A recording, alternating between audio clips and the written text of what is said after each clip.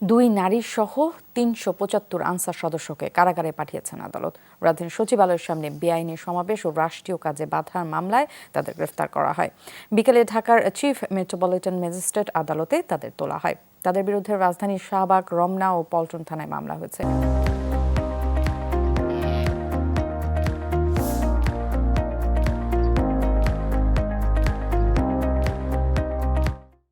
রোববার রাতে সচিবালয় এলাকায় ভাঙচুর ও সহিংসতার ঘটনায় রাজধানীর একাধিক থানায় মামলা হয়েছে।